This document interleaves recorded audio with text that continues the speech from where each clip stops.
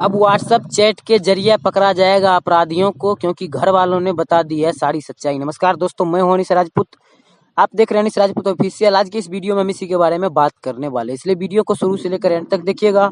अगर हमारे चैनल पर नए हैं तो चैनल को सब्सक्राइब कर लीजिएगा, क्योंकि भोजपुरी इंडस्ट्री की ताजा और सही खबरें सबसे पहले हमारे चैनल पर आता है। जैसे कि आप लोग को पता ही है कि औरंगाबाद के नबीनगर में जो कांड हुई है, ये घटना पूरे भारत में आग की तरफ फैलती जा रही है और फैल भी गई। और मैं आप सभी को बता दूं कि घर वाले 3 लोग पे आरोप लगाते हैं, और कौन कौन से वो 3 लोग हैं और क्या आरोप लगाते हैं, सारा कुछ जानेंगे इसकी इस वीडियो में। तो मैं आप सभी को बता दूं कि घर वालों का कहना है कि जो उनका बॉयफ्रेंड था लड़की का, उन पे आरोप लगाया जा रहा है। उनकी एक फ्रेंड थी, लड़की फ्रेंड सहेली, उन पे आरोप लगाया जा रहा है, और उन लड़की की माँ पे आरोप लगाया जा रहा है। मैं आप सभी को बता दूं कि उसके घर वाले का कहना है कि इस लड़के ने रात को मेरी बेटी के साथ व्हाट्सएप चैट किया था, और व्हाट्सएप चैट भी उन्होंने दिखाया है।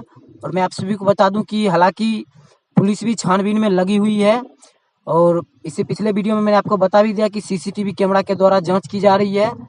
हालांकि कोई क्लू मिलेगा तो मैं आप सभी को जरूर बताऊंगा, लेकिन अभी का सबसे बड़ा अपडेट यही है कि घर वाले, उसकी मम्मी पापा, घर वाले 3 लोगों पे आरोप लगाते हुए नजर आ रहे हैं। एक तो उनका बॉयफ्रेंड, और उस लड़की का सहेली, और उसकी माँ पे। और घर वाले का कहना ये भी है कि इनको मारने से पहले इनके शरीर पे एसिड अटैक किया गया, कोई पदार्थ डाला गया है।